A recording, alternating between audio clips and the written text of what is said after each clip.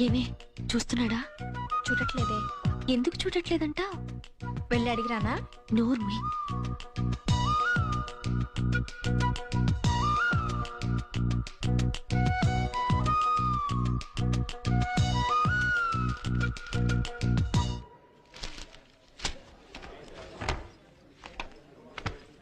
నందిని, ఇప్పుడు నీ మనసులో ఏమనుకుంటున్నావు చెప్పనా? ఏమనుకుంటున్నాను? నిన్నంతా నన్నే చూసిన సీన్గాడి వాళ్ళు ఎందుకు చూడలేదు అనుకుంటున్నావు కదా?